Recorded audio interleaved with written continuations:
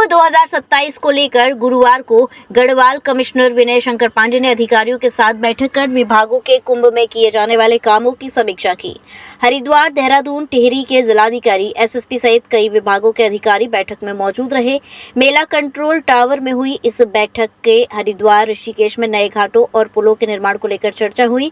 Commissioner Vinay Shankar Pandey ने बताया कि अर्ध कुंभ को दिव्य और भव्य कुंभ के रूप में बनाए जाने की योजना है, जिसके लिए गढ़वाल कमिश्नर की अध्यक्षता में एक कमेटी बनाई गई है। उन्होंने बताया कि आज बैठक में विभागों के साथ चर्चा की गई। विभागों के कामों के प्रस्ताव मांगे गए हैं, जो करीब 3400 करोड़ हैं, जिसे शासन स्तर पर रिव्यू किया जाएगा। देखिए, हमारा जो प्रस्तावित कुंभ मेला है, आपको जानकारी होगी कि ये जनवरी 2027 में ये उसका मुहूर्त है और लगभग 3 महीने यहाँ कुंभ मेला चलता है और बैसाखी पर समाप्त होता है।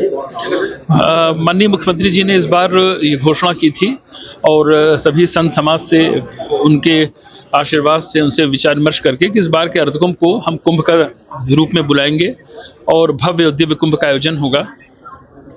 उसी के सिलसिले में हम लोग की काफ़ी समय से भी चल रही हैं।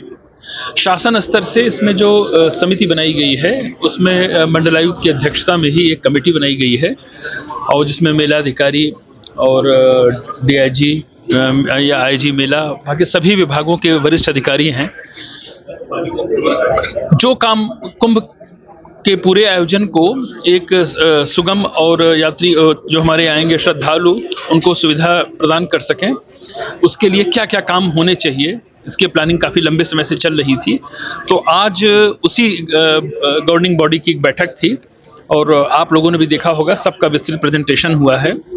मुख्य रूप से इरिगेशन का, पीडब्ल्यूडी, जल संस्थान, पेयजल निगम, विद्युत विभाग, चिकित्सा विभाग, इन सब के प्रपोजल्स आ गए हैं और हम लोगों ने इसको कैटेगराइजेशन 3 भागों में किया है, ABC में। एक कैटेगरी में वो काम है जो अत्यंत महत्वपूर्ण है और जिनमें समय लगने की संभावना है, जो कंस्ट्रक्शन वर्क हैं, जिसमें साल से 1.5 साल लग सकता है।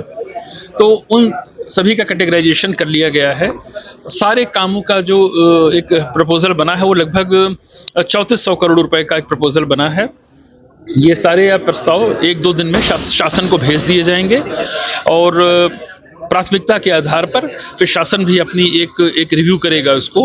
हम उम्मीद करते हैं कि यहाँ से 2-3 दिन के अंदर प्रस्ताव चले जाएंगे।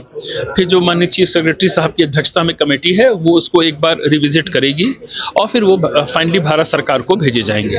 तो आज ये बैठक हुई थी, जिसकी जानकारी मैं आपको दे रहा हूँ। सर, देखिए, आपने देखा होगा अभी जो हम लोग डिस्कस कर रहे थे, तो उसमें कॉरिडोर, जो हरिद्वार और ऋषिकेश कॉरिडोर है, ये काफ़ी बड़ा प्रोजेक्ट है।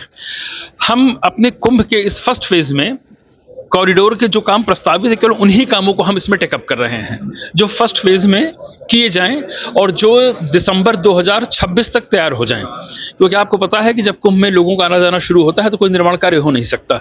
तो हमें जो भी काम करने हैं वो नवंबर-दिसंबर 26 तक कंप्लीट करने हैं। तो UIDB की तरफ से जो हरिद्वार ऋषिकेश कॉरिडोर के लिए प्रपोज काम है, वो तो बहुत विस्तृत उसकी योजना है।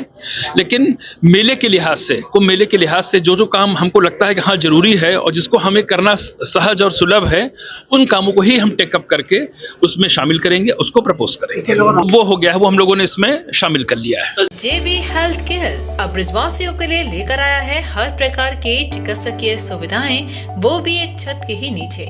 जयवंश हेल्थ केयर में मिलेंगी आपको एक्सरे की सुविधाएं, ECG मशीन की सुविधा, पैथोलॉजी सुविधा, हृदय संबंधित बीमारी से जुड़ा हर इलाज, वो भी 24 घंटे इमरजेंसी सुविधाओं के साथ। जयवंश हेल्थ केयर, लाल चश्मा घर के सामने, बुतेश्वर रोड, मथुरा।